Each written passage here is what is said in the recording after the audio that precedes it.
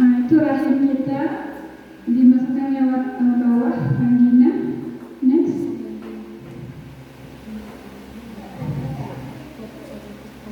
IUD ini non hormonal, artinya tidak mengandung hormon. Kalau pil, suntik itu kan mengandung hormon ya, jadi mempengaruhi hormon yang ada dalam tubuh kita. Biasanya efek samping dari suntik itu mempengaruhi mood kita terhadap seks, keinginan seksnya, biasanya merasa malas gitu kan. Ya, betul.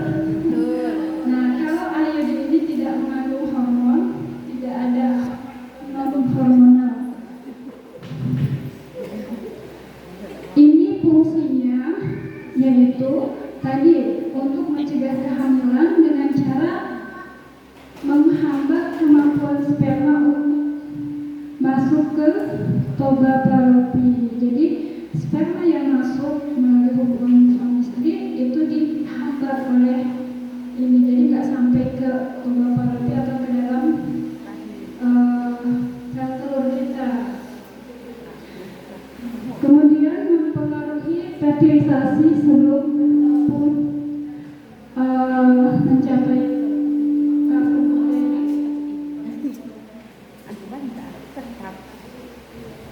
baik, intinya IUD ini yaitu untuk mencegah jangan sampai sperma dari suami masuk ke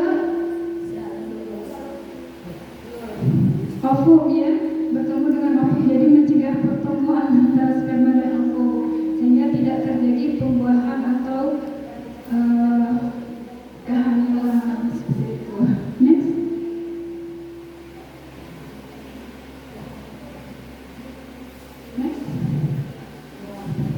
Lanjut. Nah, ini perlu kami sampaikan juga, tadi implan keuntungannya ini, kekurangannya atau efek sampingnya ini. Nah, IUD pun di samping ada kelebihan juga ada kelemahannya.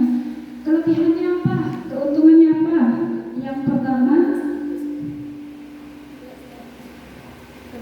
Yang pertama sangat efektif.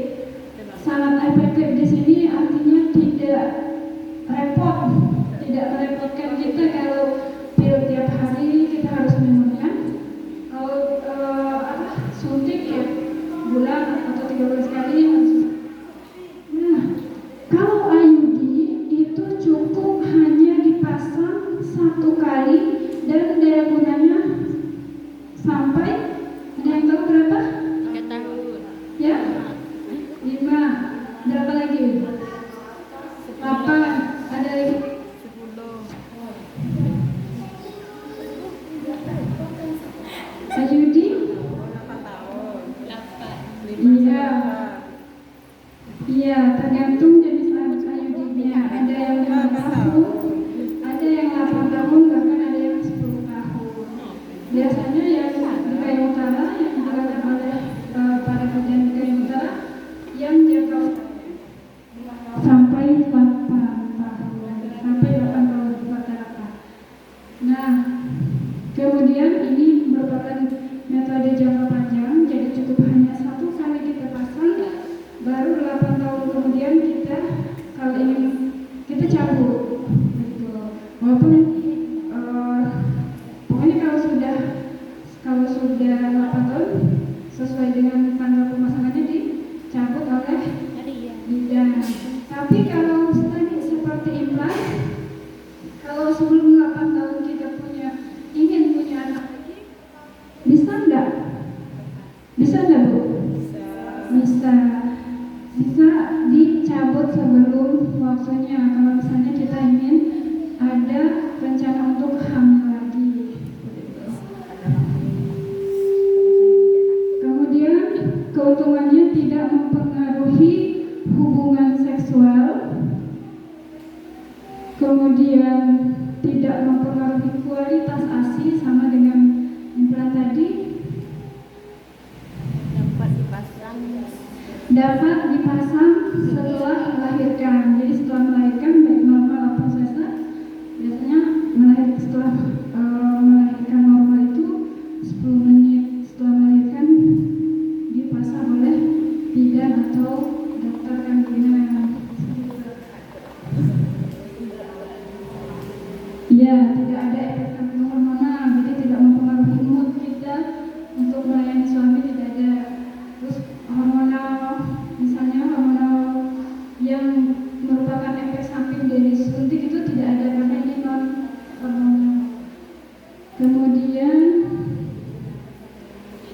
atas ada yang bisa baca?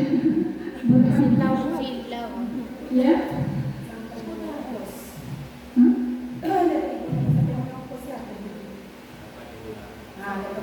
Dapat digunakan sampai monoposnya. Jadi kalau udah monopos otomatis artinya monopos itu kan kalau menurut di BKKB itu biasanya usia 49 sudah masuk menopause, tapi tidak semuanya, rata-rata.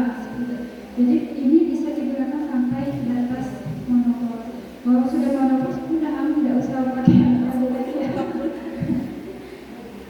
Kemudian tidak ada interaksi dengan obat-obatan, tidak mengandung obat, dan membantu mencegah kehamilan ektopi. Nanti ibu cari di Google kehamilan ektopi itu apa.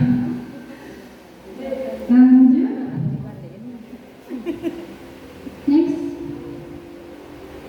Nah, di samping dari keuntungan-keuntungannya tadi atau kelebihan-kelebihan dari IUD, ternyata ada kerugiannya.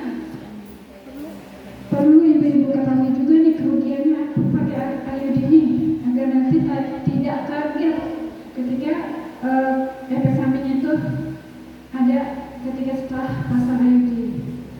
Yang pertama, efek sampingnya itu perubahan siklus head.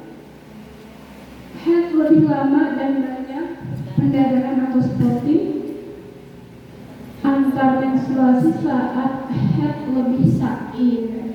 Biasanya ini di masa-masa awal 1 sampai 3 bulan itu kan masa adaptasi, ada barang asing di dalam rahim kita. Biasanya ada efek samping ini. Jadi headnya itu lebih panjang. Misalnya kita biasanya headnya 7 hari, bisa lebih panjang sampai 10 atau mungkin 15 hari untuk awal-awal biasanya. Kemudian ada agak nyeri karena tadi ya masih penyesuaian diri lah di dalam rahim kita. Kemudian Tidak mencegah IMC.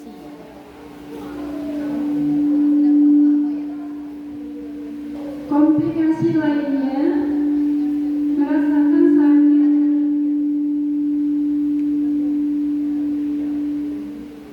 Ini ya, ibu-ibu udah nomornya semua. Tapi harus tahu ya, harus tahu. Kemudian kerugian lainnya merasakan sakit dan kejang selama 3 sampai 5 hari setelah pemasangan.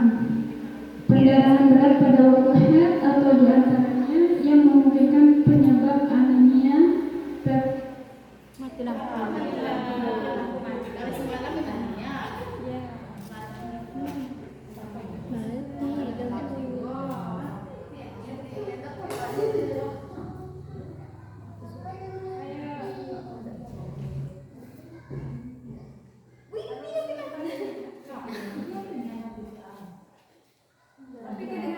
Kedengaran.